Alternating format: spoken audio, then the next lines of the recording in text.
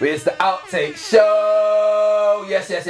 Welcome. The show will give our landest opinions and reviews within the movie and TV world. Got the host of the most, Yarman June, in the building. We also got, before we talk about my co-host in the building as well. Your host, got a little bit older in the building, you know what I'm saying? Added a couple years to it, you know, man? I'm not junior no more, I'm a senior. What can I say? Oh, shit, man. I just shot myself and get the guy on the spur. To be fair, I low-key might have shot you in the foot. You killed me? Because remember I posted your birthday video? Yeah. But it was like BTS. Oh. And it showed the number. Oh. But that doesn't get me. I think that's more of a woman's thing now. Fierce. I don't think a guy cares too much. I didn't care. But I'm 31, hold it. I'm here, innit? You aren't for real. With a listening age of 20. We also got the silent assassin as well. We got Mazavelli, run with me, Hail Mary run, in the building as well. But wait, there's more. Yes. We've been having a nice collection of guests in the building, back to back bangers in your head tops. And this one here is going to be delightful. Mm-hmm. It's going to be insane. Film critic. Yes, filmmaker. Cosplayer. They judge the film and then they make it themselves. Woo. Who do we have in the building? We got what? We got Clem. Fourth or fifth? Third. Third. The third of the quadruple that is Geeks of the Week. We got Clem in the building. Woo! Yes. What are you saying? I'm good. How are you guys? I'm good. Yeah, I'm good. I think I'm good. You think? I'm good. It's one of those days where it's like, I actually got a lot of work done, so I don't actually have much work to do. So today is like a real chill day for me, which is rare. So I'm like, oh shit, this is different. Normally I have to do an edit right after this, but I technically don't. So you got to edit this, but... Okay, so I guess I'm not good. But I'm good. What are you saying, Maz? I'm alright. I'm here. Oh shit. No, I'm mentally preparing because Sunday's gonna be a busy day for me. Hectic. Yeah. What's happening Sunday? Work. Oh, good luck. You don't even... 11-hour shift. Oh, who's coming through? It's the Jingle Bell Ball by Capital. Oh shit. They still do that? Who's in the lineup? Ray. Oh. Yeah. I also know Ray's... Well, my husband. Baby! Find her. Her? Oh, Him? okay. I remember it. I don't know what I'm doing. Who else is going to be there? I don't remember. I think... Ray's a really good performer. Yep. A really good performer. Shout out to CC. No. That's Ray's PA. Oh. It's also my friend. This girl's so industry. Shout out. Shout out industry people. But we do have a lot of stuff on the board here. We've had some big news break as well that we have to discuss. No, I'm in mourning. Yeah, it's a lot. But before we go through this long list of topics, Clem, we do have a question that we ask all our guests. Uh-oh. What is your outtake? I had a few to pick from. I really hope that I don't get whacked for this, but my outtake is that Wicked has terrible cinematography. Ooh. It should have been Technicolor, and I agree with you. Ooh. Yeah. But then the issue with Technicolor is that I'm not actually sure there are any Technicolor processing plants left. No. It's gone off. But I agree with you because I remember there was a discussion between the cinematography in Frankenstein versus Wicked and the way it's just as even more saturated. Yeah. That's the style it should have gone for versus what we got. Yeah, Technicolor would have been a true homage to the Wizard of but Oz. it's just so hard. Did the first one have Technicolor? No. No. Well, the first Wicked. Yeah. Yeah, just the thing, Technicolor is just a process of developing free film strips of colour at the same time, and there aren't any plants that do that anymore. Yeah. To develop the film like that, and I don't even know if there are any Technicolor cameras left. You need a specific camera that processes the strips at the same time. And just to have one that's been created with maintenance, That's just... To be fair though, I'd argue they have the budget to do something like that because they made Panavision lenses just for the camera to shoot Wicked. I guess, but not to have multiple... Yeah, no, that's fair, that's fair. It's the idea, one, yeah, fair enough, but you're going to need multiple cameras across multiple days, which means also having maintenance during shooting, and that time alone. Yeah, in the long run, it's just not feasible to make one camera just for one film, but then you could argue it would open doors for other people to start using... I mean, it did happen with Euphoria, but... What happened in Euphoria? There was the film that they used in season... Is it season 2? Season 2? You use film for the whole season. No, I mean, but the exact film that they were using for season 2, Kodak had discontinued, but then they'd asked for it specifically for season 2, and so they brought it back into restock. Oh, that's pretty cool, you know, at least Euphoria's doing some good things. I was going to ask, because seeing that you mentioned Wicked, there was like, with both films, there was always like an uproar about it not being like color graded. So like some people online were like saying, is it color graded? Should add more color to it. How do you feel about that? The issue with that is basically they shot with this filter called a glimmer glass, and those like diffusion filters, they reduce contrast and sharpness and all of that. So maybe when they were like testing it didn't look like that, but then I'd argue as a DOP you should kind of consider that all in your test shots. You know, they did lots of test shoots to kind of make sure Cynthia's, like, you know, her skin tone looked right on camera and all of that, being green. And I think a lot of people on Twitter must have seen the set photos versus the actual stills from Wicked, and they were like, why does the set photo look fine and, you know, the actual film just looks so desaturated? So I just don't understand how, as a cinematographer, you just don't make those considerations, and obviously that's what the post-production process is for. You make those adjustments. So I don't know what went wrong with Wicked. I've also been hearing like films not having color. There's a podcast called Raiders of the Lost Ark or Raiders of the Lost Film. Raiders of the Lost Pod. Oh, they had a really interesting clip. I might just add it into here, where they spoke about how films look really bad now because they're not doing the depth of field, so like the whole background's all blurred out, and I think that's like the new look of how Hollywood's gonna be, especially seeing that's like and also because they don't want to. Look. Nobody wants to spend money on colorists that much, which is annoying, because it means that we get better cinematography in commercials versus actual films.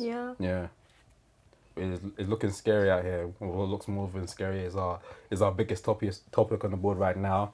It's been announced since this morning.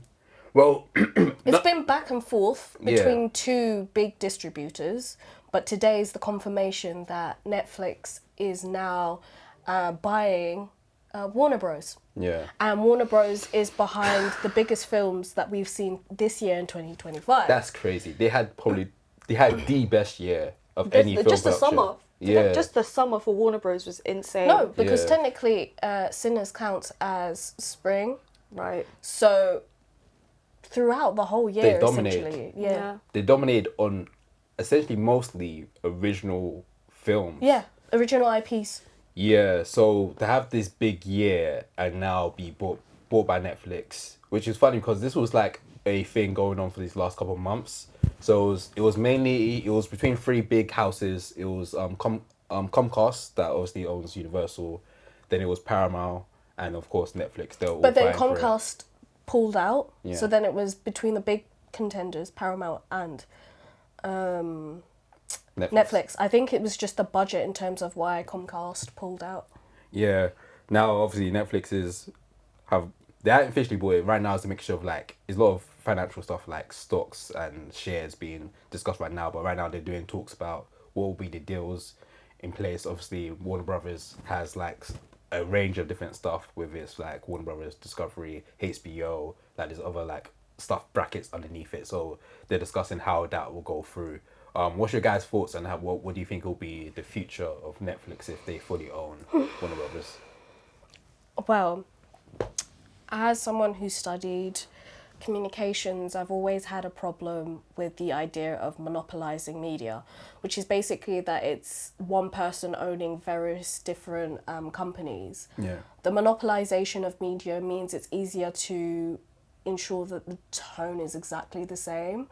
And my biggest fear is that a lot like how print has become monopolized, is that in time to come it will end up being taken over by certain people who want a certain narrative. Yeah. So as of recent, we have seen the decline in youth media. Yeah.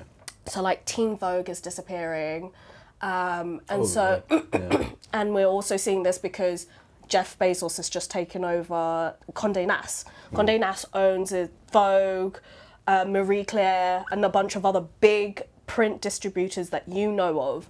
So my biggest fear is that once Netflix becomes this big monopoly that owns Warner Bros., eventually Netflix is going to go into a situation where they need someone with more money who's going to have the most stock, and it's going to end up being Zuckerberg or Bezos, and that means someone, and then Bezos already owns MGM, Yeah. which is Amazon Prime, which means that these big competitors will end up just being a single conglomerate, and we're just going to see the same type of content with the same type of tone A narrative across, being pushed across. across the board.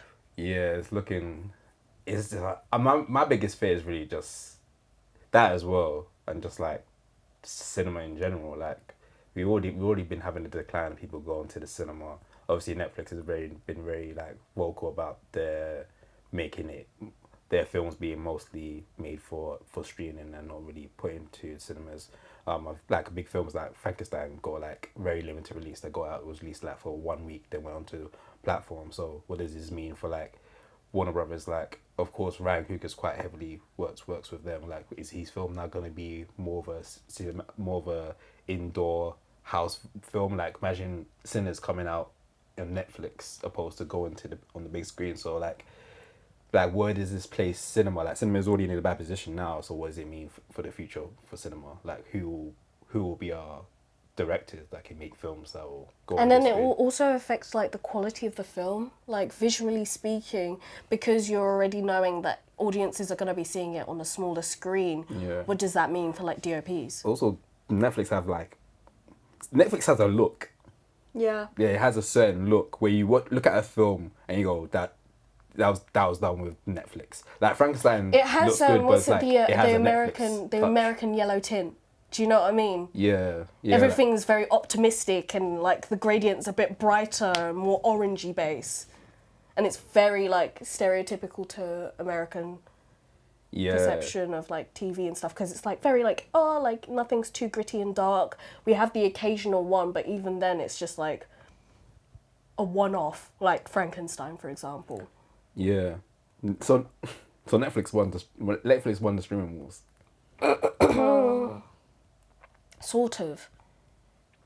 It's, I mean, again, we've got MGM and MJ Yeah, but Amazon Prime can't really compare. Yeah. no, but like Jeff Bezos owns like practically everything. I bet you now that Netflix owns Warner Bros., that's his next thing. What, to buy Netflix? There's no doubt. You think so? There's no doubt. I don't know what his interest would be to buy Netflix. Well, he's got Amazon Prime. What's to stop it? Yeah. And Amazon Prime's connected to so many other streaming platforms like Paramount Plus and Crunchyroll. And all of that. So, I mean, it's not unreasonable to say that he'd look to connect with Netflix as well. With a catalogue like that. I'm just thinking how it's gonna look like obviously Netflix subscription is gonna go up. It's gonna be $50 a month. It's gonna look crazy in terms of pricing. Like, what does this But mean? then it also means that, like, for example, you know how, like, so my big sister works essentially in the acquiring rights side of, like, TV and films. So, like, for example, Sinners, you can only watch Sinners on Prime because Prime have acquired rights for it. And that's a Warner Bros. Film. But because they're contractually obliged to it, Netflix can't have that until X amount, until that contract's finished. Yeah. But if Bezos owns both of them, it's easier for him to then say, okay, only my platforms can have this. And then it's harder for any other platform to have it, and he can acquire more profit from it, essentially. But do you think let's let's say if he actually buys Jeff Bezos buys Netflix, and obviously Netflix buys Warner Brothers, there won't be a Prime Video. He was might as well scratch it off and just put it on Netflix and make Netflix the whole thing. Netflix Prime. Yeah, if Netflix buys Warner Brothers, are we gonna have HBO Max? Would it just be Netflix? HBO Max is under Now TV in the UK or Sky. Now TV's over. So Sky. So once Netflix buys Warner Brothers, like everything Now TV have is essentially HBO. It's basically But British some HBO. it depends on what country you are, because some of the titles are acquired by Sky TV. So that's Rupert Murdoch Yeah, territory. but they can't buy it no more. As in, like, they want me to buy...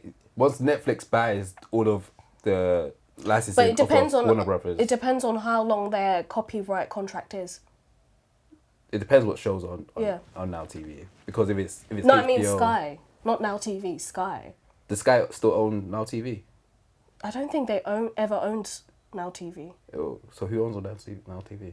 Wait, I thought Sky owned Now TV. did they? I thought it was like the Sky version. It used to be called. It used to be called Now. It used to be called Sky Now.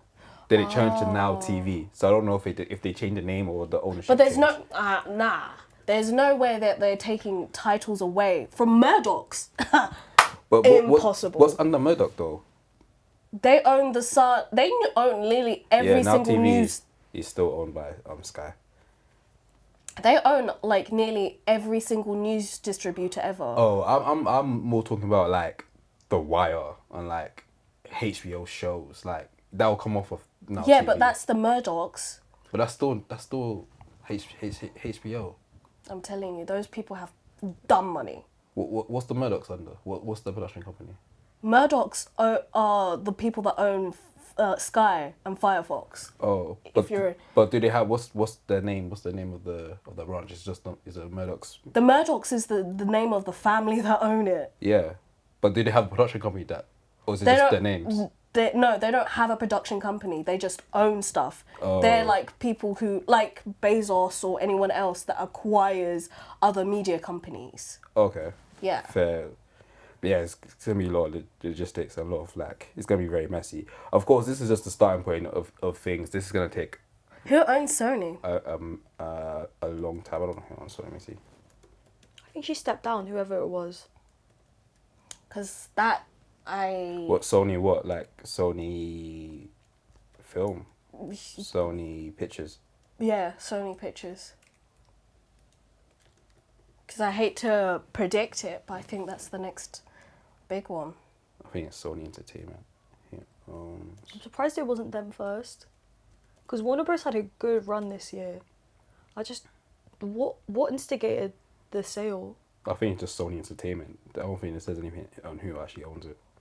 So at the moment, they're on their own. Yeah, it's just a Japanese Sony group. That's what it says here. Yeah. It's mad though, because I've been watching a couple of videos, people talking about it. Like the best person to own Netflix would have been Comcast, because they're obviously it's Universal, but they're very adamant about like having their releases in the cinema.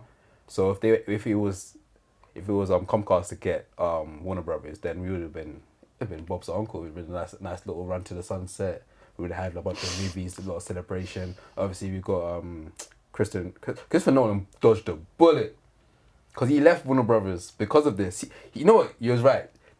They some people in the industry saw this happen ages ago and had to shift around. Because Nolan was with Warner Brothers, left because they wanted to do limited releases and put some stuff on stream platforms. So he went to Universal Pictures, and it seems like Universal Pictures is probably the only ones that are like smooth sailing. And he had a whole big quote about it, about how like streaming is ruining cinema. Yeah. It is. Yeah, it was while he was talking about the Oppenheimer 4K release, wasn't it? He said he put a lot of effort into this, so that you could own it, and that, I think in his words or someone else's words, so streaming platforms wouldn't be able to take it away from you. Yeah. Which I think is interesting that him and James Cameron have been quite vocal about this. What did James Cameron say? He mentioned something a few days ago about this. He said he's been saying a lot though in terms of like, especially because of the conversation with Avatar. Spoke about Frankenstein because Netflix just put it in cinemas the very, very bare minimum days it needed to be released in cinemas just so it'd be eligible for the Oscars. And James Cameron was like, this is just not good practice. Do you know what I mean? These films deserve proper cinematic releases, and you know, sticking them in a cinema just for a couple of days where no one will see it just so you can be eligible for the Oscars is so disrespectful to everyone else. Yeah, I guess that's gonna be scary for what does this mean for the Oscars? Like, would they have to change their rules now if there's gonna be? I hope they do. I hope they change their rules and make it so that you need a proper cinematic release, like longer than I think 10 days is the minimum. Oh, that's But crazy. then also like, if we're talking about cinematic releases, when especially in the UK, when you get certain films like Sing Sing last year, we get such limited cinematic experiences already, whereas America gets all the budget and distributors are willing to put that money into it. But then they come over to the UK or even Australia, shout to for your reference podcast, because they talk about this as well. It makes it a lot harder for audiences to then have this engagement with like the media. Yeah. Yeah. Even like Stranger Things as an example, because they're screening the finale all across America. No, they're doing it in the UK as well. Wait, what? Yeah. Are they actually? Yeah. I found out. So that's our New Year's Eve plan sorted. Get drunk in the cinema. I'll be there. Wait. I'll be there. But that's crazy because something I spoke about with my mates was how kind of neglected the UK kind of cinema audiences, because you know America gets all these kind of big events, and it makes sense, you know, the industry has kind of cemented itself there, but there is a shifting trajectory towards the UK film industry, and you'd think that they'd James Cameron he is opening a studio out here. Yeah, there's a talks about a big mega studio being. No, it's already he's already confirmed that he's gonna do it. Yeah, is it James Cameron that's backing it then? Oh, fair, yeah.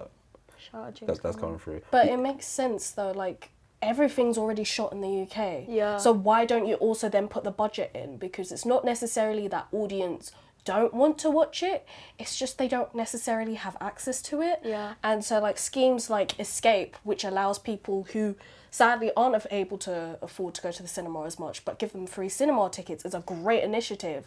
And once you open up this barrier of trying to make cinema accessible, there will be money. Yeah.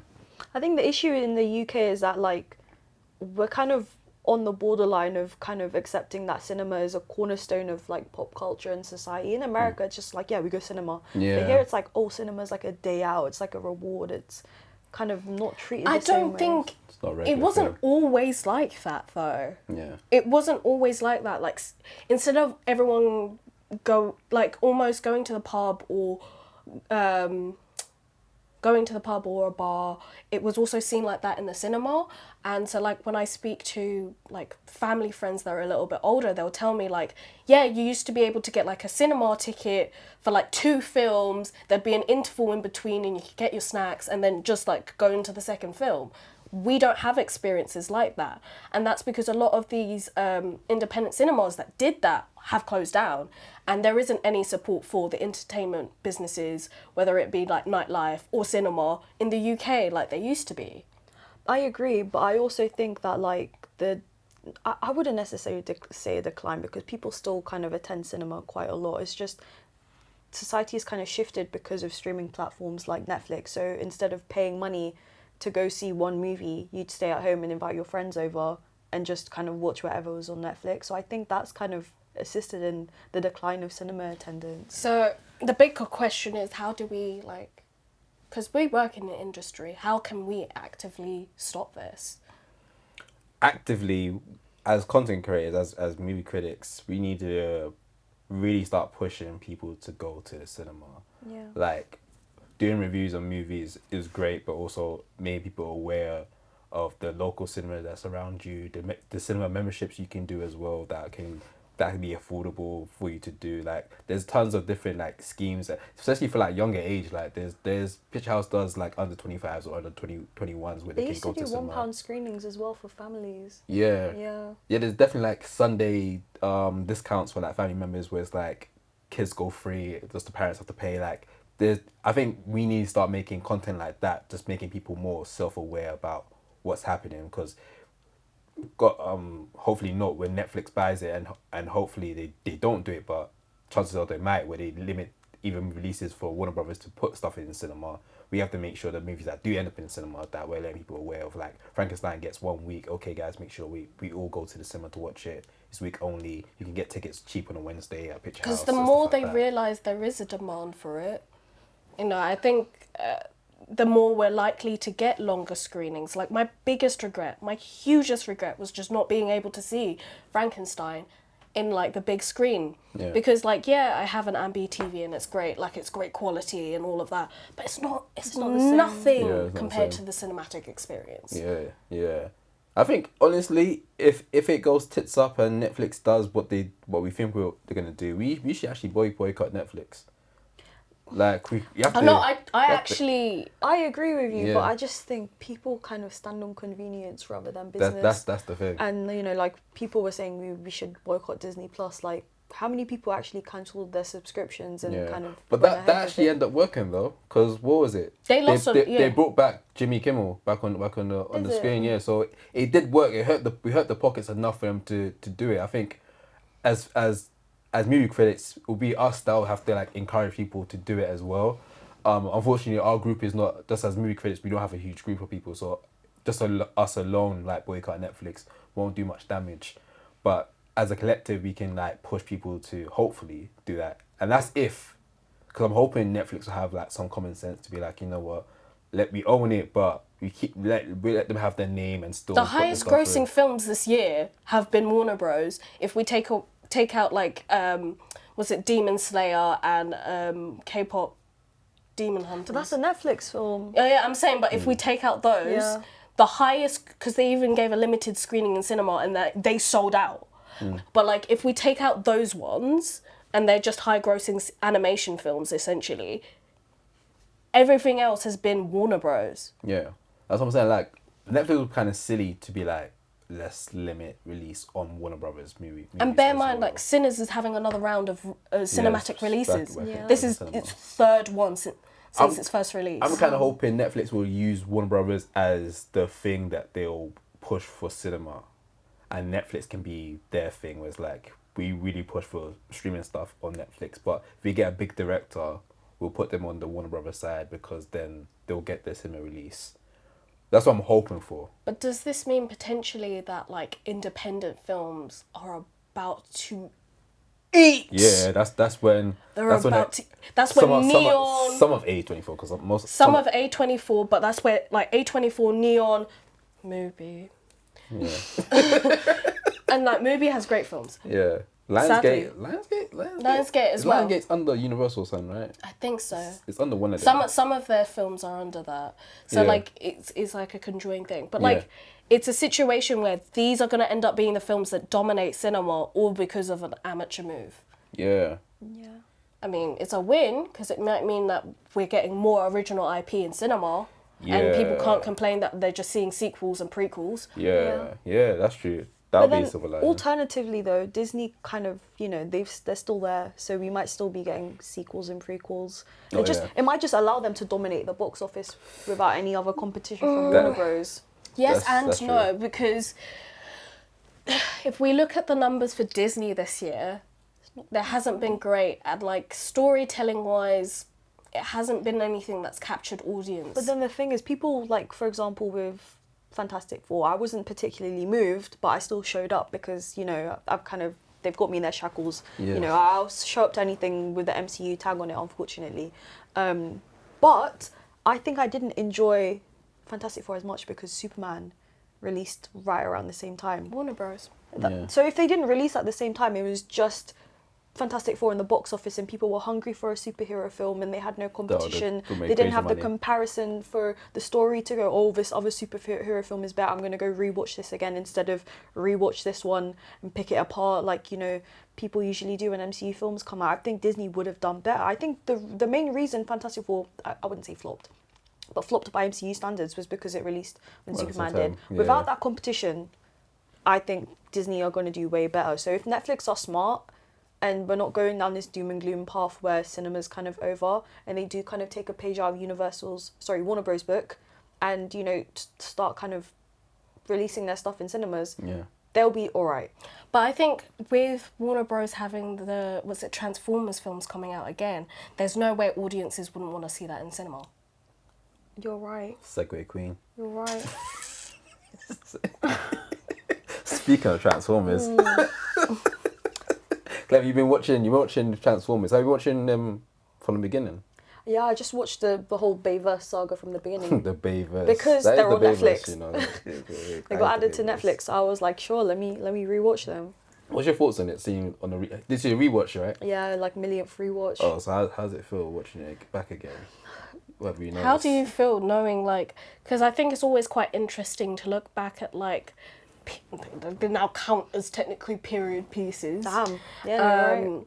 Looking back at how, like, CGI was and the acting style is with, like, a different lens. Good How CGI. does that feel? Transformers has probably the best CGI. Yeah, I think, I mean, speaking on that, I do think the earlier films, like the 2007, 2009 films, are like culturally definitive time capsules. They're so kind of soaked in that 2007's nostalgia, Style, innit? you know, Yeah. the kind of pop punk soundtrack and Yeah. the outfits and just the kind of the color grade. Y2K to the It T. literally, The flares and everything about it is just so nostalgic. I think the films, the first three, I'll say 2.5 because I have some qualms with the third one, but the first two films, honestly, some of the best films ever made, which is crazy because the second film was written like during or after strikes. They didn't really have a script. Really? They didn't really have a script. I So didn't know it was a strike back then. considering that, brilliant stuff, honestly. those films were part of my childhood, you know, man. I remember seeing the trailer for, was it number 2 is like Dark Side of the Moon or something. Oh, that's number 3. Oh, number 3. Yeah. What's number 2 again? Revenge of the Fallen. Revenge of the Fallen. The trailer for that came out during Nickelodeon's Teen Choice Awards. I was gassed. I was gassed. Transformers has a sweet part of me because, like, I think weirdly enough, Transformers actually got me into wanting to be a filmmaker. Is it? Yeah. Funny enough, yeah. Back then, allow me because I was young. Back then, Michael say Bay with pride, was say with my pride. The Bayverse. director. He was my director. I was like, oh my gosh, his director's cold. That's how you make movies. I want to make movies just like Michael Bay. Obviously, he is a scumbag and he has a horrible... He treats his cast members horrible. There's a long list of cast members that are like... He throws stuff at people, he shouts at them. Wow. He has a record of being like a complete douche on set. However, the films though. Yeah. The films... But then who do we credit? Because obviously the stories are written and you can see if the common denominator across all the films are Michael Bay and the later films are bad, can we really say it's down to him or is it down to the writers that the film was so good? Do you know what I mean? I don't know, you know. That's something I was thinking about while rewatching the films because the quality of the films are so inconsistent. Yeah. Cause what was it? Because the main 3 has Shia LaBeouf. Yeah. Then there's a 4th one And a 5th one. with Mark Wahlberg. Yeah. But I think the 4th one Yeah, but Mark Wahlberg. was the 4th and 5th one. Mark Wahlberg can't act and we all know it. But was the 4th and 5th one made by Michael Bay? Both of them. All Both 5 of of them? them. All 5. Yeah. Okay, Michael Bay. Is Michael Bay a good director? What else has he done? Michael Bay, he did Bad Boys 1 and 2. I actually haven't seen those. You haven't seen Bad Boys? Damn. Yeah, but Bad Boys screams Michael Bay. Right. It's a very Michael Bay type film. The bombs and the Action, explosions yeah. are going on. Oh my god, like We did Armageddon. Yeah, the Armageddon. His films have a very similar tone. So Armageddon's slightly different actually. Armageddon got me crying. But then again, like I said, is it down to the writers and then he kind of extracts something good from that, or do you know what I mean? Because I think it's, I don't know, you know, because I feel like when I think back of the Transformers, I don't think the writing was all that great. Yeah. I think it was just really cool blockbuster stuff. Like, it's the style of it. I don't think because you know what, writers can only give so much. Yeah. When a director decides, okay, we're gonna do this. Yeah. That's word, isn't it? Yeah. Yeah. I think his style was perfect for a Transformer film where Yeah. essentially robots fighting each other. Like explosion. Like he's known for being the explosion guy, so it kind of worked in his. Like he could have easily done Eternals Yeah. You think so? for the fight scenes and stuff. maybe. that story would have been so bad if he did that. If he did that film. You think he'll... Like if they'd made Eternals in the early 2000s, they would have got him to do it. What do you think is a Marvel film that he will? No, Is it- Endgame, Infinity War. Those would have been him. Oh shit! No, that would have been. So... That would The have been. fight scenes would have been crazy though. Yeah, the Yeah. fight would have been sick. We would have got Hulk. Hulk would have been like Yeah, angry. And he like, probably then- wouldn't have let the CGI look like it did. Yeah. Obviously, yeah. like I said, that's not down to him. But as a director, you have certain control. He would yap his way. Yeah, I think he Make brought sure- his team involved. Obviously, the early Transformers was executive produced by Steven Spielberg. Yeah. So there was a touch of his crew being involved in it as well. So like, Transformers is weird. It was a weird IP that had a lot of money pushed onto it. Because It's all they're just giant ads to sell the toys, really. Yeah. yeah. But then also they had the animated series as well. Transformers Prime peak television. Well, remember Transformers 1? The long lost film. That one was cold. That film is so good, and I'm so angry that people Oh, you let that guys film also flop. you also went to like the multimedia screen. I went to every screening they had. not They me had yet. 3 of them. They had a fan screening. They had 2 multimedias, and I was at all of them because that film was so good. Yeah, but you love Transformers. Yeah. Yeah. Who's your babe? Optimus Prime. Yeah, exactly. Optimus Prime, what do you think went wrong with Transformers 1? Because It was flopped. it was the promo. It was the ads. Sorry, the trailers. Yeah. Because I remember I was at work. I used to work at Lego, and You used to work at Lego? yeah, there was a good 5 of us who Oh, were you're massive. you're really good at being like nice and sweet to people, innit? Then I have to be. I If they're went paying Lego. me, I went if they're Lego paying me. once. The guy that was serving me was bare friendly, and I was like, oh crap. Do you know why? It's because we have mystery shoppers. Oh. So if you're caught lacking, if you're rude to someone, they Yeah. report you it's peak. So you have to imagine everyone's a mystery shopper. No, this guy was too friendly. He was like, I was like, what did you do today? I went to watch a film. Oh, what film did you watch? I'm like, oh, I watched this film. I was like, oh, that sounds like a really good film. I was like, man, if you don't give me my Legos, I can get out of this store.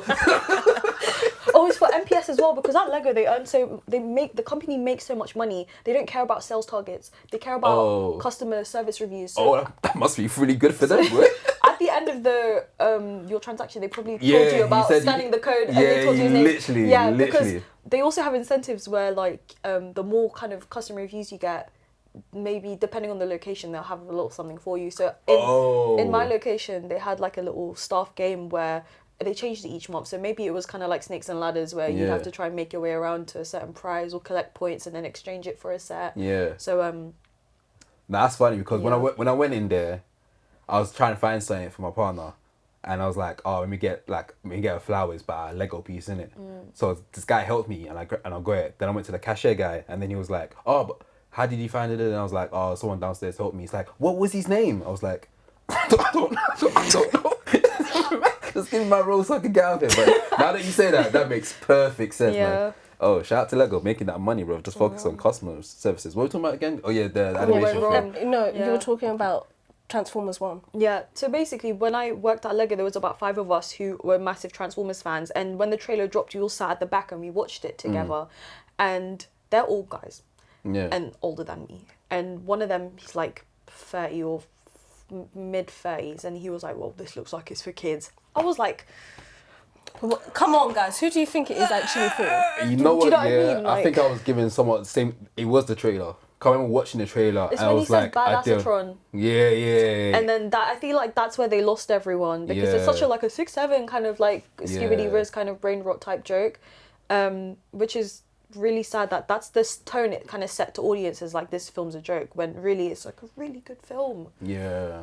But then also it's just really interesting because outside of just the films, there's also the figures that you can create as well. What are they called again? There's the blockies, those are the ones you build, but aside from that, Hasbro has just a kind of regular line of toys.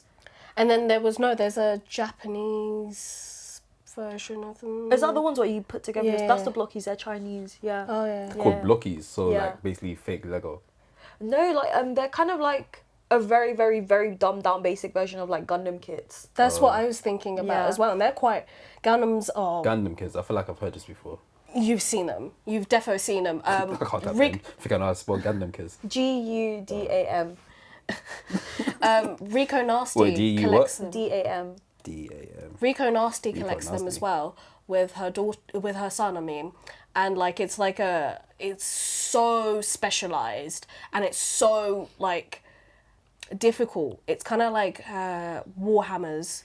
No, Warhammer's just painting. Yeah, so but the it's just model painting. comes But I out. mean, like, but in terms of the concentration style that Yeah, you need to you have. with the kit, like you have to build it yourself. So there's a lot of sanding and filing and painting. Oh, these look involved. cool. You know, yeah, no, I'm sidetracking a little bit, but it's still transfer related because they have that transform mask thing. Where yeah, the Bumblebee one. Have you seen Bumblebee one? Where you press the button, it goes into fight mode. That looks expensive, but if I was up and had money, Oh, that would be the sickest going cosplay crazy. ever. Right? you have to get the rest of the body though. Oh no, 100%, 100%. And I Walking feel around. like similar to doing collectibles, doing cosplay in general is just really hard. And as a cosplayer, like, how do you find that? Oh shit, she's so good at this. I like to make my costumes. Obviously, you don't have to. You don't have to make your costumes to be a cosplayer. But I like to. Really? Is that law? You don't have to. You don't have to make cosplays to be a cosplayer. You know, just Yeah. wearing a costume. But does that level you up? That the fact that you made it. There's no competition. There's no levels to this. You know. You I think do it's what you just how enjoy. much you commit to the bit. Because my favorite one that you did is Piccolo. Piccolo, Oh, Piccolo you in the committed. Piccolo in the rave, bro. So many people sent me. Basically, for context, this is like DJ. She had a set at an anime after party, and they Yeah. needed some people to Was it kind of, anime and chill, It innit? was anime and chill, yeah. They needed Oh, some no, people anime to chill, like yeah. hype her on stage, so they brought me behind her, and then Hey. she had a kind of a song playing, and then her friend tapped her and was like pointed to me, and she was like, "Oh my days, it's Piccolo," and then she brought me to the front, and I think that video went viral. Like 10 people Oh, sent this sick. to me, and they were like, "Is that you?" And I was like, "Yeah, it's me." Yeah. Shout out to Piccolo. But yeah, I didn't make that Piccolo costume. I bought that. No. Fair What else enough. is it? Your Star Wars. Oh yeah, Ahsoka, Darth Maul. Yeah, I make the Ahsoka ones. The thing is with the costumes, some of the costumes I do is like you just can't really buy the accessories for it. Spot to make it, innit? So I literally have no choice. Like with Ahsoka, you can buy the headdress, but it takes months to commission, and it costs And it's triple like digits. £300 or Yeah. something crazy like Yeah, that. that's the low Yeah. end. Like £300 would be a steal. So I'd rather just. What would you make say is it. your top 5 cosplay? Oh, 100% Ahsoka. That's my goat. She's my favorite Star Wars character. Darth Maul as well. Yeah. That's one when I'm That's like. that's your lazy one. That's as my well. lazy one, yeah. I can't believe. No, imagine like if you actually see the detail that Clem does, it's just crazy. Thank you. And then you're saying, oh yeah, that's my lazy cosplay. I really appreciate that. But no, I was about to say it's my lazy cosplay just because if I don't have the time to make something else or buy anything else, I'll just throw on the robes, wake up early and paint my face. Oh, okay, fair. Yeah. So Ahsoka, Darth Maul, definitely Piccolo, that's my goat. Recently at Comic Con in October, I did Korra from Tron Legacy. Oh, sick. Yeah, so that's up there, and I'm trying to think what else because I kind of just do the same characters all the time. We'll leave it at top 4. We'll leave it at top Okay. 4. Yeah. How do you find being a cosplayer though, like the cosplayer community? Because that's I said it all. Do you know what? I think because my main cosplays are like Star Wars cosplays, and when I got into Star Wars, which was really recent, like 2022, there was a lot of stuff with the Kenobi show coming out, and the actress who plays Reva getting a lot of racist. Oh yeah, kind of yeah. I remember that comments. time. They had the cast members like say. Yeah, Ewan like, McGregor had to stop. come on Reddit and just be like, Yeah. this is outrageous. Yeah. You guys need to stop it. And I was like, is it really this bad? Yeah. And around that time was Star Wars Celebration, and I didn't have time to make a costume, so I just went as Princess Leia, and I was so nervous. I was like, guys, I'm gonna be Black Princess Leia. Like, whoa, they're gonna be there in person, and it's like an international convention. People kind of fly over from wherever. I was like, if people are going to be racist to my face, I'm going to be so sad. But they were very lovely. So I think it really, it comes down to the community and kind of what the community allows. Because the Star Wars Yeah. community is one of the best communities I've ever kind of experienced in my life. Everyone's so supportive and kind. And like, you know, even there, so many people like And we know like complimented really me. amazing people in it, like Luke, for Yeah, example, Luke who is came on the honestly show. one of my favourite people on this planet. Shout out Luke. And he is obviously like one of the first people I kind of encountered in the online Star Wars community, and Yeah. it just kind of set the precedent for me, kind of how the community is. But I also know that not everyone is that fortunate to Yeah. kind of experience that, because one of the communities, I'm horrified, I'm scared to do any sort of anime cosplays. Anime is Any sort of anime cosplays. crazy. And so one of the biggest cosplayers in America sadly passed away.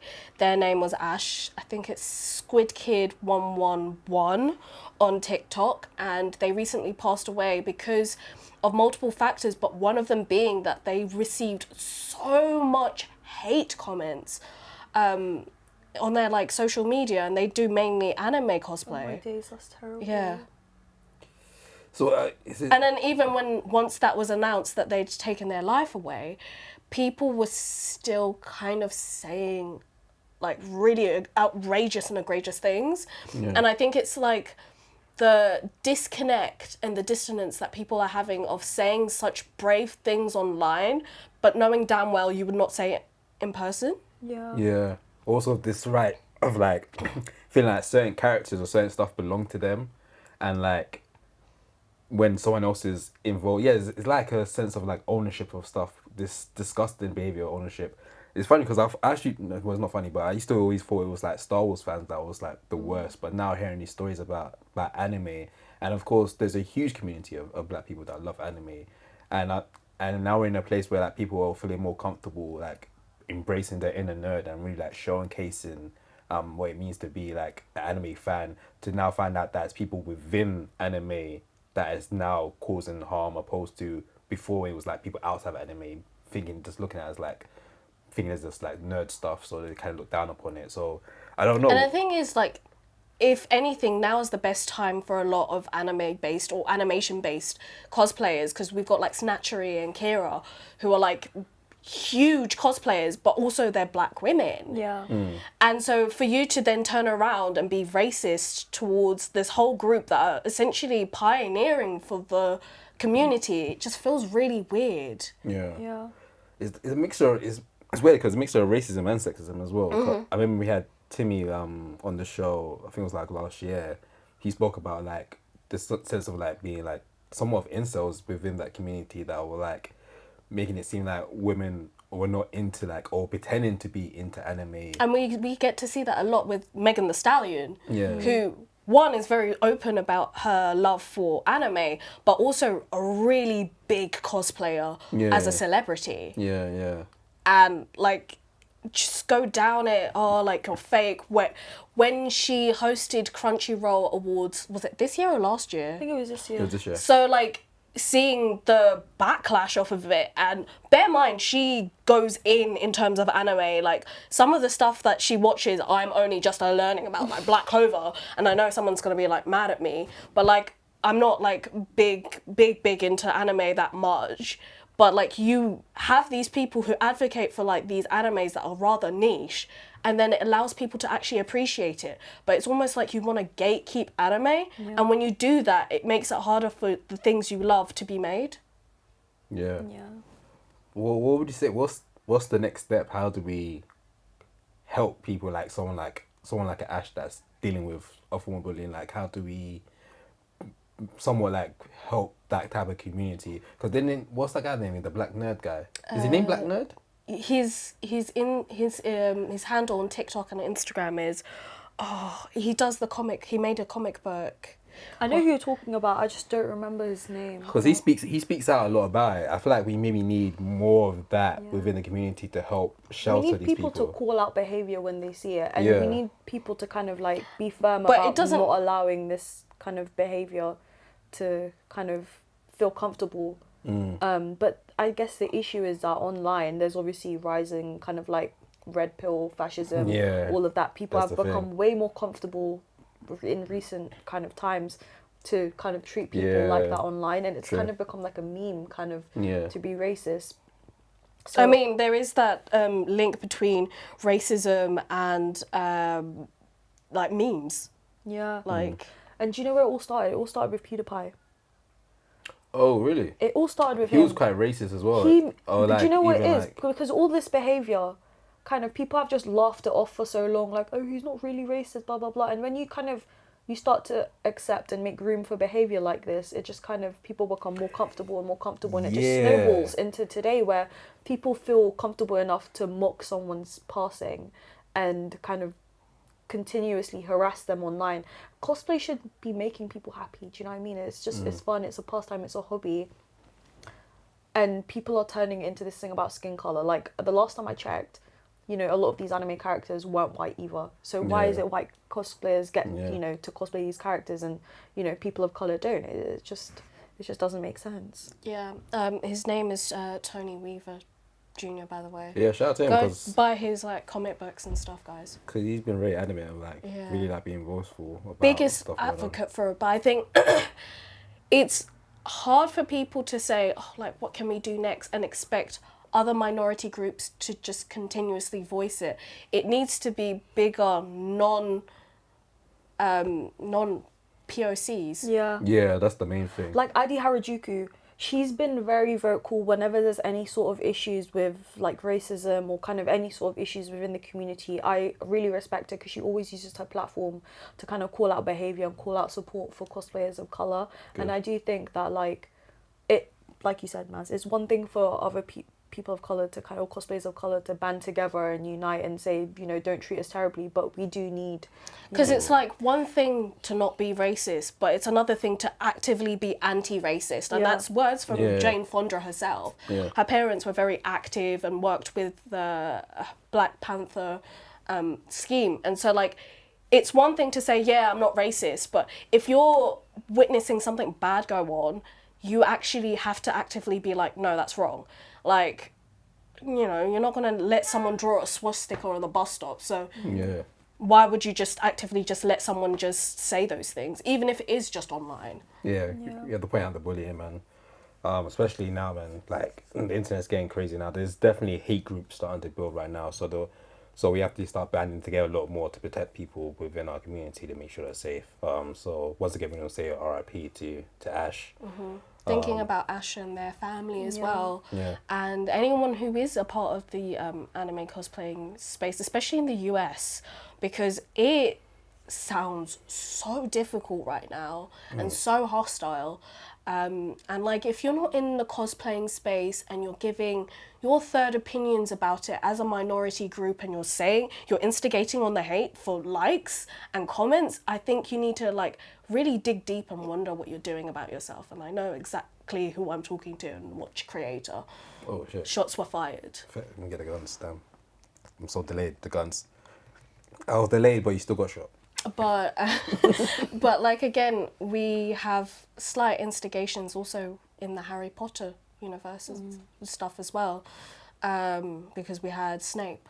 But oh yes, they've cast a black man to play Snape, and even like yesterday, I was having a look and the comments like on Twitter and TikTok were horrible. And Papa's there is no words that can describe how talented of an actor he is. Yeah, he's super sick. The combination of Papa and like the role of Snape, honestly, like Snape is such a layered and complex character, and I feel like they chose the best man for the job. Yeah. But people can't see past his skin tone.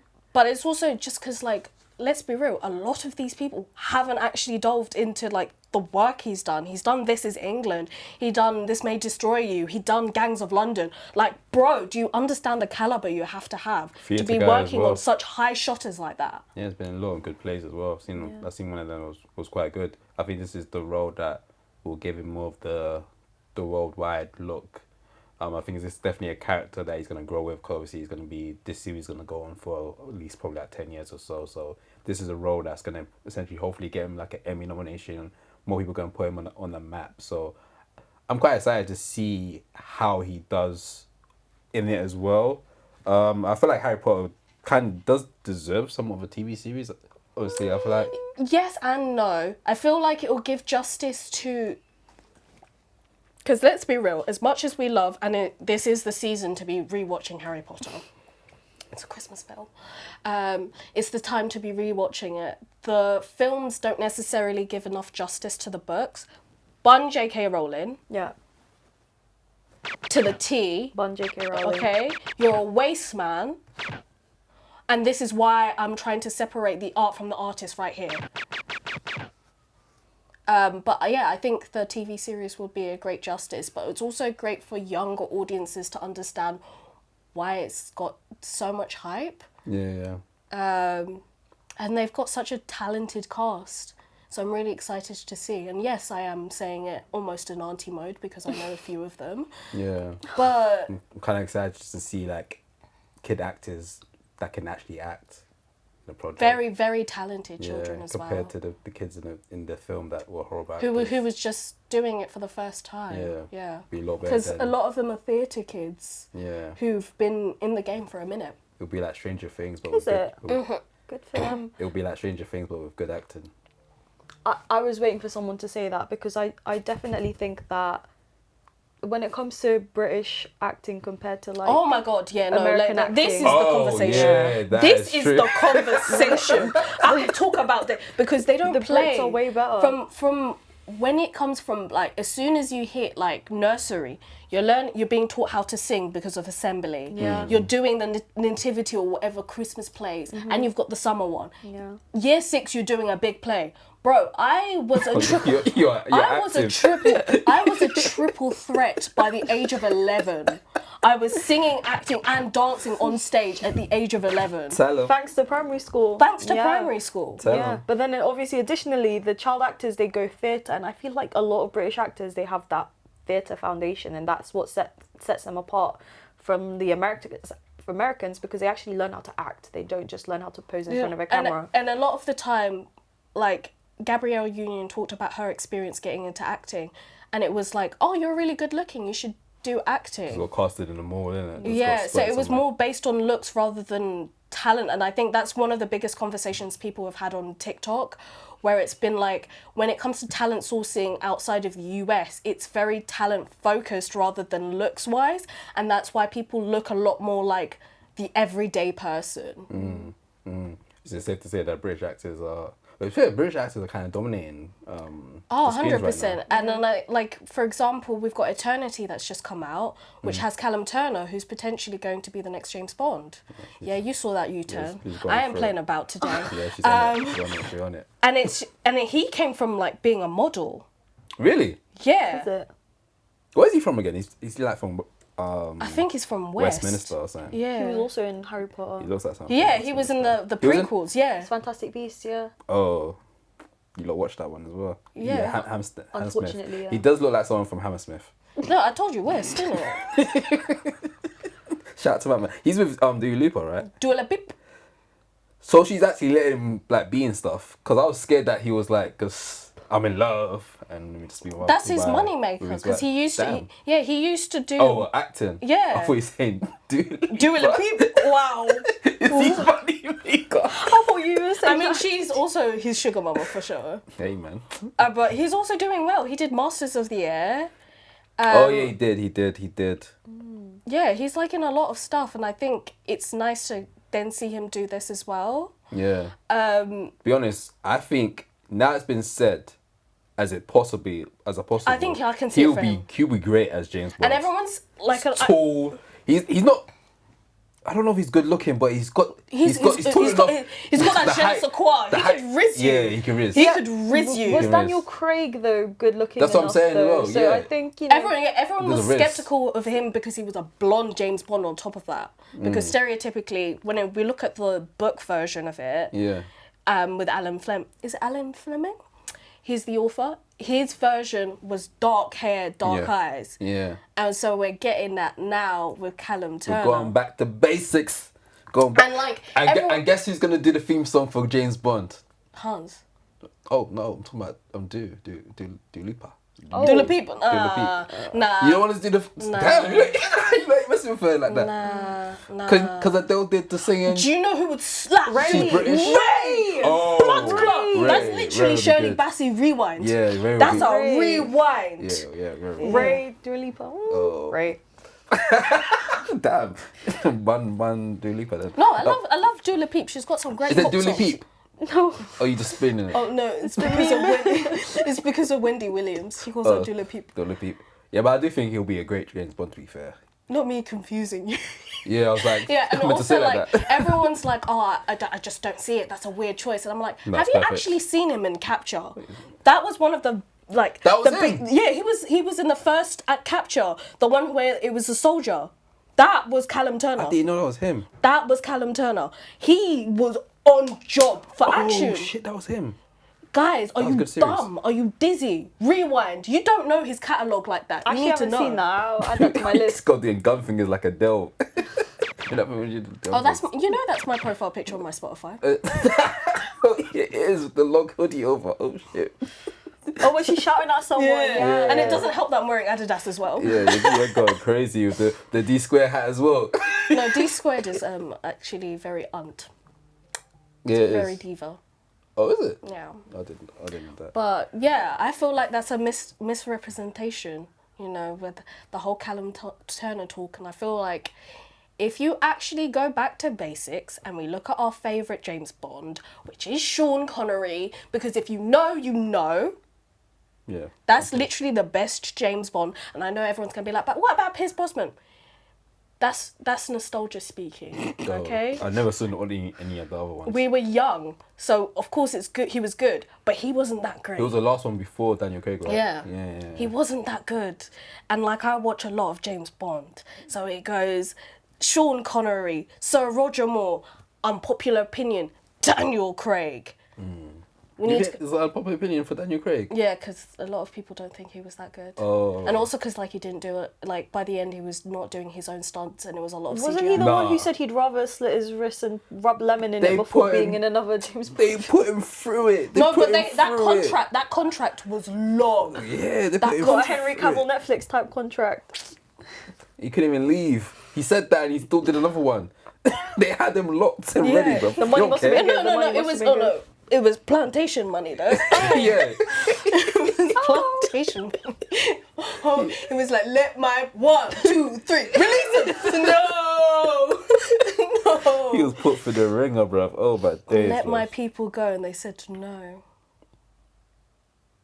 Yeah, yeah. I feel like, yeah, that's my list, and I'm gonna eventually do a list of my favorite James Bond films because if you didn't actually, You know, should, because that's Christmas film as well, no? yeah, very much Boxing Day vibes actually. Yeah, okay. But Okay, damn. Damn. Okay, fair enough, my bad. because sorry. Christmas films, Harry Potter, Yeah. period. Is it just Harry Potter? There's other franchises. Die yeah. Hard, Yeah. Bridget Jones. Yeah, Bridget Jones. Yeah. Bridget Jones might be Boxing Day as well, you know. Nah, that's a Christmas film. Okay, I guess. There's even a whole scene where she's in the snow. It starts off. The film starts at her. Boxing Day, but Christmas Day party because they're wearing Christmas jumpers and they're having leftover turkey food. Fair. Yeah. Okay. That's looking at infinite money. Let's just make a film and add some snow and some turkey, and people will say it's a Christmas film and Yeah. watch every year. Yeah, do you have a Christmas film list? Or films that you... Or prefer to non-Christmassy watch? Christmas film. What's your favourite one? I'll find any excuse to watch Transformers, but really and truly, for Christmas time is for Doctor Who. Real. Back in the day, it would I be used to me love behind the Doctor Who. sofa as well. Doctor Who. Right? Hiding from the Weeping Angels, mate. Weeping Yeah. Angels. Those were angels. cold. No, do you Yeah. know what my favourite episode, if we go back, is the one where they're in that car and they're always stuck in traffic underneath the tunnels and there's cat people. No, I don't remember. It's that like a at all. nuns. Which one was that? Which Oh yeah, Yeah. it's, Which it's doctor was David it? Tennant, right? Yeah. Yeah, and then Okay. it turns out they're just driving round and round in circles and everyone else is actually dead. Oh, plot twist. The best one. Have you seen Midnight?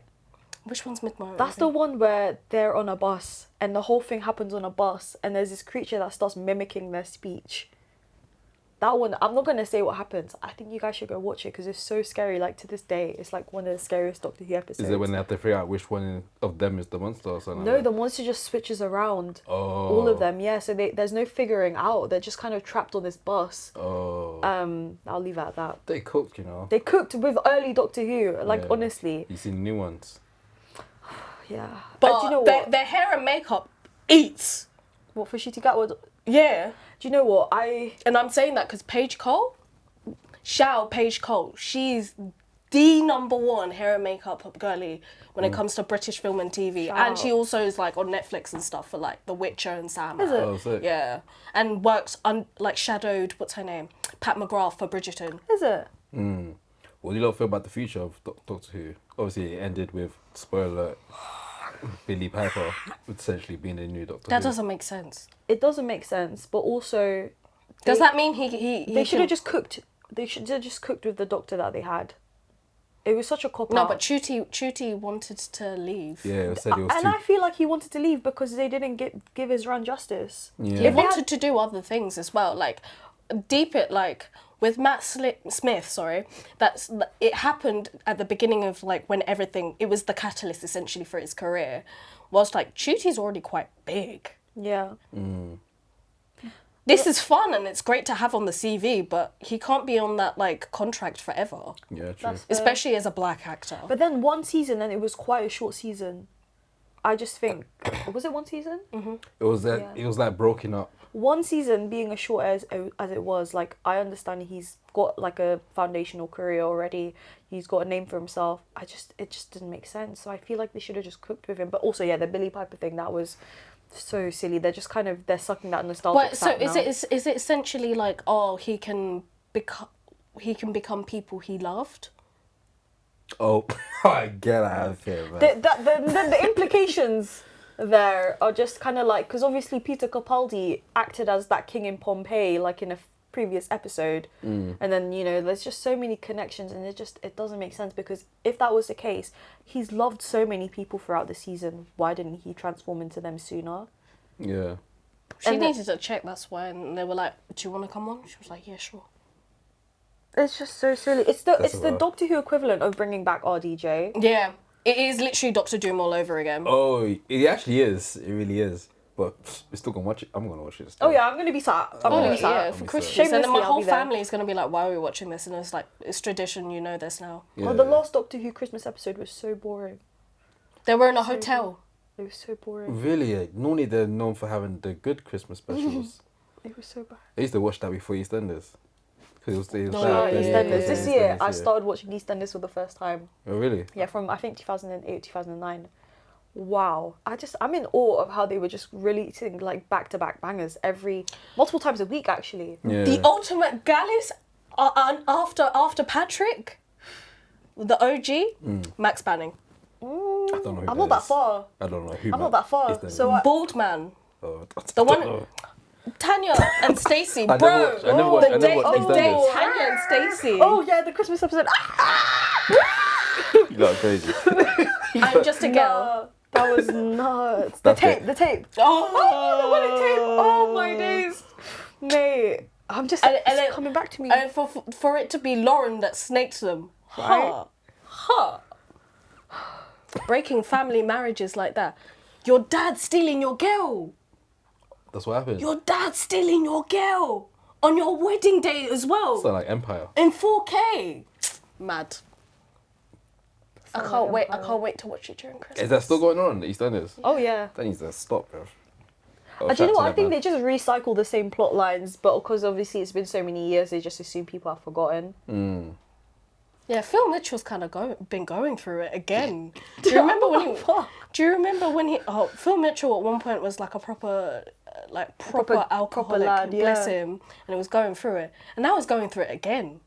Free my man. I feel Phil. like when certain actors are good at that, giving a certain vibe, they're like, let's give this plotline to. They're just him. recycling Yeah. it basically because it's been so long. He knows how to be sad and I've depressed. got nothing left. I've got nothing left.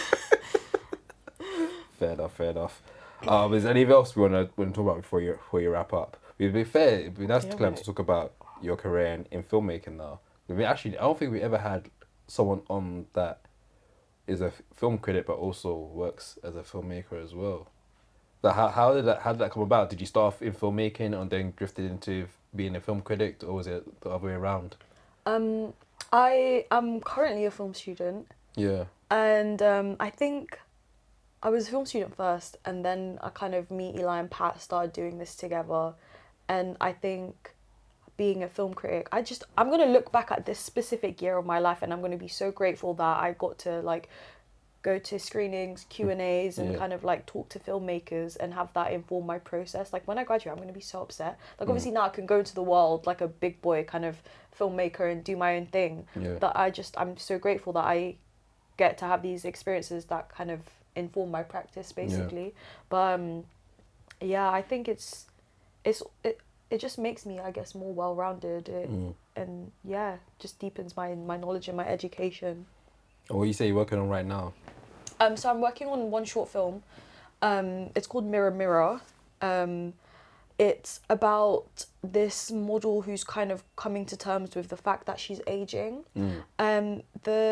The girl who wrote the script, her name's Ada, and she felt like she wasn't seeing a lot of older black women on screen, and kind of a lot of older black women kind of portrayed in like a beautiful way on screen as well. So that was something that she really wanted to kind of tell with this story, that it's really important this is about an older black woman. I'm really excited to get that going. I'm the cinematographer for that. So are we in pre-production at the moment? Yeah, we are in pre-production, doing some shortlisting, soon some lighting plans and stuff like that. And I'm also working on a music video. It's like a kind of industrial metal music video. That's also in pre-production. So yeah, that's exciting. How do you find the whole process of, like, I think it's one thing to like witness a film or the end product, but what's it like going through the whole like pre-production period and, more importantly, doing it independently?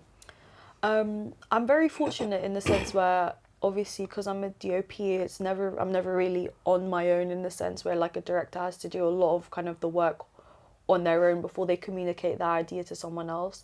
I kind of get to work with people already, in a sense. Like, obviously I have to kind of make my own ideas, but at the end of the day it's kind of collaborating.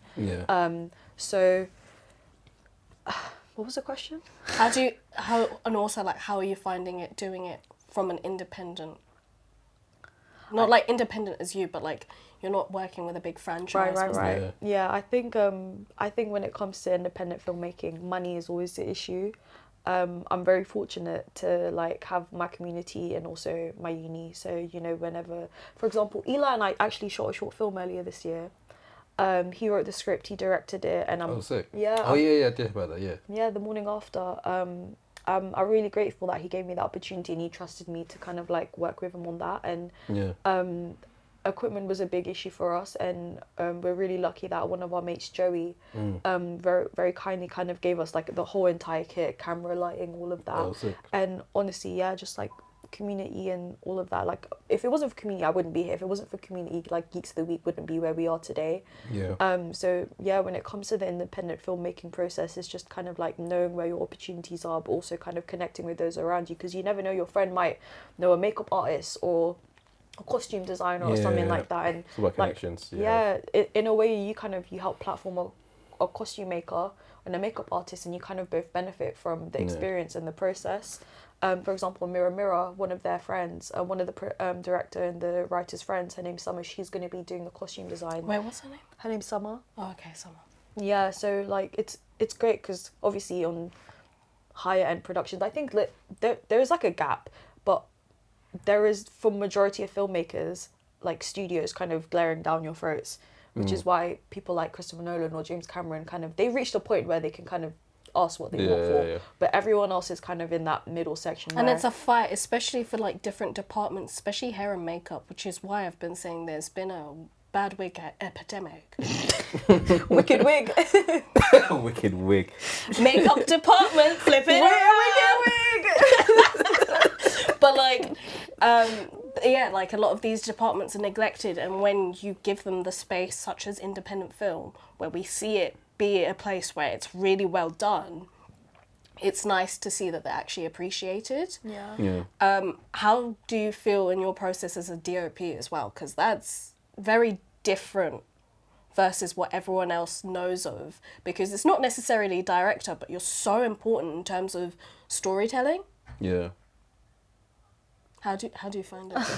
I think there is a lot of pressure, because at the end of the day, you could put all this effort into production design, costume design, makeup, and if you don't film it right, wicked, sorry, if you don't film it right, then it kind of amounts to nothing in a way. Do you know what I mean? Wicked had the most beautiful, incredible sets, beautiful, incredible makeup and prosthetic design. And I saw a lot of people saying they thought that it was fake, they thought it was CGI, and that, you know, the prosthetics didn't look as good as they looked in the BTS photos. And I would just hate that all of that falls down on me if I don't shoot something right. So yeah, it's a lot of pressure, but obviously I try to like keep myself educated and informed, so I can kind of work around things like that, make adjustments, and always just, I'm grateful that people have given me the space to grow and learn, so that I know when to compromise, and I can kind of try and work better with people, in the sense where I'm not going to die on a hill to try and make something look a certain way if it's not going to work, or if it's not what the director wants. But I know I poo on Wicked a lot, but I do think there are some like kind of positives. Obviously, it was like a female DOP, and that's like something I love to celebrate in the film industry. It does hurt my heart whenever I say something bad about Wicked, and I remember it was a woman behind the camera. we have Sinners, which had Yeah. the best DOP, Shout and out to Sinners. she was doing the damn Shout thing. out to Sinners. Should This year, definitely get a nomination for that, Oscar nomination for this that. year for female DOPs, wow. Because even The Secret Agent was shot by a woman, Evgenia Alexandrova, and that film has the most incredible cinematography as well. And there's just so many kind of things that we can point to this year. Like the trajectory for female cinematographers has just been incredible this year. But yeah. Just to also dial it down, because some of our audience hear us talk about cinematography this, cinematography that.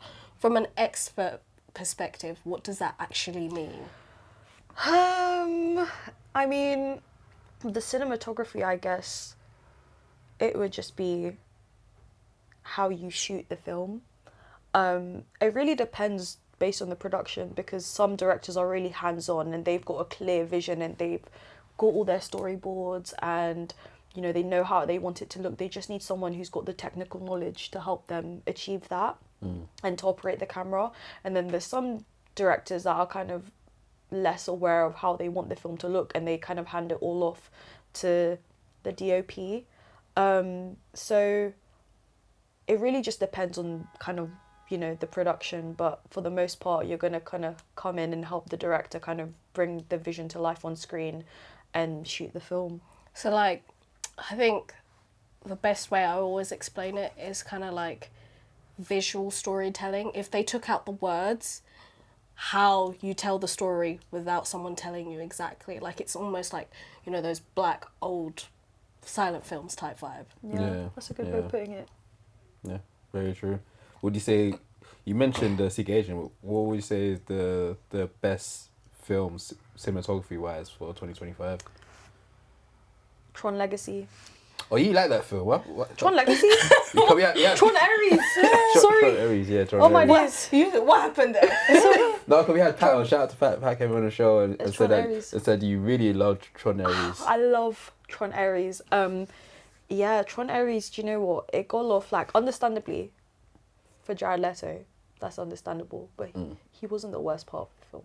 And I get it. Damn, that was worse. No, do you know what? I just think that the film was kind of made for Tron's fans in mind, but they didn't really communicate that to the general audience, which is kind of who you're relying on to make your film successful. Yeah. Like, if you're a Tron fan, it's a great film. There's so many Because I have a callbacks friend and of the show, references. Mac. He loves Tron. So when he watched it, he was like, "This film's incredible. Like, we should watch it together." I'm like, "That's not what I'm hearing." So it's good to hear that it's mainly for the fan base. That's not what I'm hearing. Maz told me. It's No, I can see why people didn't enjoy it. Yeah. I can see why. So what's the other ones? You mentioned Tron Ares. Oh, 100%. Cinematography wise. Yeah. Any others that? Definitely this year? Secret Agent. Yeah. Sinners. Sinners. Obviously. Sinners. Yeah. I need to watch The Secret Agent. That was Yeah. good. I think The Long Walk had great cinematography simply because of like how effective they were with so little. Yeah. They did and a lot. they like what you physically saw was also physically happening. Like, there was so much movement Yeah. in that film. Yeah. I think the way they did it was brilliant, because obviously it's one thing to have like the explosions and the booms and the slow-mo and all of that, but like sometimes it just doesn't work for a film, and they knew what worked for them, and they did such an amazing job with just kind of telling that story. What about this film that is getting somewhat mixed reviews or looks upon, but one bow after another? Because that had a lot of good Interesting. cinematography. Do you know what? I actually forgot about that film until you mentioned it. But that's because I've got a terrible memory. Because it was, now that you mentioned it, it was one of my favourite films this year. Yeah. It had great cinematography. I think just because my memory's so bad and I've only seen it once, Yeah. there's nothing I can immediately kind of call out on. I was very fortunate. I got to see it in VistaVision. Oh yeah, same. And it did look incredible. There were some sequences, this is kind of a spoiler, but for example, where Leo's character kind of walks along the roof and then falls down. Yeah, that was hard. I was like, how did they do that? Yeah, That's yeah. incredible. Like, and he genuinely just splats on the ground Yeah. and then gets up. But Can't kill him. or even the car scene. Oh yeah. The way they shot that was brilliantly, because obviously you need to have the chase on the long Yeah, road. and it's also Yeah. like such Yeah. a tight space as well. Yeah. I think when you work in tight spaces, you have to really think about it. Like, what was it in The Substance where they're in the lift? Yeah. I don't think people really understand how it was. The space was only big enough for 2 people. So imagine that in a moving car. Yeah. Yeah. The way that, like, the technical understanding, like, you can see that whoever is involved knows what they're doing. Yeah. Because, like, yeah, you know, fitting a camera in that space and capturing the scene like the way they wanted it, and also the rows, like just knowing how to shoot the rows and kind of Yeah. translate the vision that the director wants is just. I thought that the car chase scene was incredible. I was on the edge of my seat the whole time. I think it's a great mixture of cinematography and great editing Yeah. to make a chase scene on one road seem interesting is very hard to do. Yeah. But it's great to witness as well. People are actually calling that film a film bro film now, you know. It is. Oh, it is. Yeah. But it's a shame. It is such a shame. If you've also, like, this is just a bit of a digression, because like if you look at like the top films of 2025 so far, where you've got what's this called again? The BFI put it up in top 3. What's the other one? Was it What, sentimental film or value? No. Sentimental Value deserved to be there. The BFI put out the list of best films. Yeah, they put it up today. Wait, was it The Mastermind? No, The Mastermind deserved to be there. You didn't like them. I'm with Max. I like the Mastermind. Rolling Stone Oh, Rolling Stone put the put list. it on top, but the Rolling Stone I top saw 3. the list is horrible. They What have the hell was Black that? Bag. Top 3. Black Black Bag. I Bag. actually haven't seen They it. didn't even put Sinners in the list. Oh, Yeah. What is but it? Rolling Stones is known for being kind of racist. I was gonna say, I was about to ask what is it about these kind of media outlets, but it's not really that much of a question. They're just racist. Yeah. Rolling Stone's kind of racist. They've done. I'm some not stuff. surprised when There was Variety another one, gives them Variety. Yeah, exactly. Yeah. Is there racist as well? The way they cussed out Sinners and said it was just mid and it's just a black film. Oh no, they also mentioned the money, Potentially. the money thing. The box office They thing. They just mentioned, they don't be pocket watching all these other films the way that they watch Sinners box office. Bruh. They said that about Sinners, but then one battle after another flopped. But they said nothing. Bear in mind, they were saying that after the first release, it's it's about to have another release. Yeah, it's made. Don't two worry times, about times, that. 3 That's times Warner more. Bros' biggest pocket. Yeah. What are you talking about? Yeah. Before we wrap up, last one, because I feel like when this episode comes out, or like during the week it comes out, I feel like Oscar nominations will probably drop. It should be dropping this month. Anyone that you wanna throw out there that should get an Oscar nomination? My Father's Shadow. Oh, yeah, it's for international film for sure. I think it will. You know, I think it will. I haven't seen that, but I heard that they were gonna put The Secret Agent forward for international film as well. Oh, yeah. So I'd be interested to see My Father's Shadow and compare the two. Yeah, a film just came out now from recording. It was just the accident, or just not an accident. I'm hearing really good things about that, so I hope that gets some form of love. 'Cause I'm planning to watch that either tomorrow or today.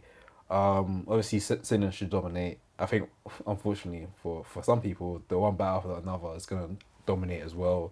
Wicked for Good's gonna be up there. I think Sentimental Value will be 100%. up there. Hamnet. Pillion. Hamnet. No, Pillion. I think Pillion's too risque. What would Pillion get? Maybe like.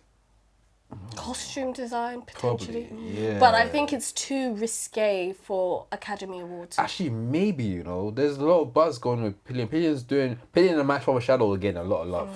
But I'm just thinking about because the advantage with My Father's Shadow, they can get international. Yeah, but I think Pillion could get hair Pillion- and makeup because it also won hair and makeup at Biffa. Yeah, earlier so on. yeah. But then if They you won't think win, about though. the other films that Wicked will could be take up that. in that contention for hair Yeah, and but it's makeup. Wicked, Yeah. Pillion, Frankenstein. Frankenstein. Oh, yes. Yeah, but I mean, Take it would be that. nominated. Yeah, it'll get It'd be nominated. nominated, not necessarily win. Yeah, it won't win.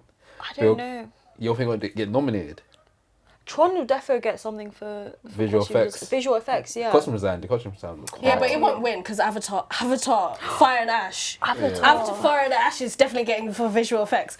You're telling me a film that was made in 2017 and has visual effects like that? Could Shout come out to with, Disney for inviting us to go and see the trailer in 3D. Oh yeah, that was incredible. In 3D. Yeah. And you're telling me a film that was made in 2017 with that visual effects, it's throwing everything that, like, anything you've seen into the dirt. Every time their film comes out, they always at least get that one. Wait, so is it? That, Can it be nominated for like best picture in cinematography, or like, because I remember there was kind of some conversation about the fact that obviously it's all, I guess, CGI. Computer-generated, So yeah. like, how does it qualify for kind of cinematography and all of that? That's a good point. I don't think it can get cinematography. I've never seen it get cinematography. No, it's always visual effects. Do you know what? Yeah. I do think, because obviously James Cameron is kind of the only person pioneering this kind of cinema style in the industry, but I do think he wants to kind of open up the categories in the sense where they do consider films that are shot in the way Avatar is, because I think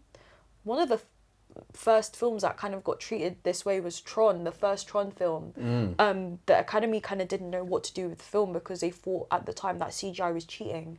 Oh. Even though there were actors and like suits and all Yeah. of that, but they just had like, you know, they had the digital suits, the whole world was digital and all of that. I think it was not allowed to be nominated or something like that because it didn't count. So I think James Cameron's kind of reopening up this conversation that, you know, these films, they have actors in them. You know, there are Yeah. people actually doing the Performing, acting work yeah. and performing really well as behind well. the camera. And exactly, Zoe Saldana, Her performance is incredible. she isn't it? should have gotten an Oscar Yeah. for Neytiri. She should have gotten a nomination. But for she that. got it in the end. But But also, not for why the does right she? film. Not Why for the does right film. Mad don't like it. Not for the right film. No, my question is, but why does she always play an alien? Like, why is it always the black woman that has to play an alien? Or Afro Latino. Yeah, would she She's let you still call you a black. black woman? Oh, She's still black. Yeah, she's still that's black. what it says. But on stage, she didn't. She said that. That's her. When at the end of the day, when the world looks at her, She says and all she's that- in if she wasn't a celebrity and the world looks at her, that's a black woman. Yeah. Shout out to Zoe, man. I know black, I Dominican. No, black. Well, on that note, we're coming to the end of the show.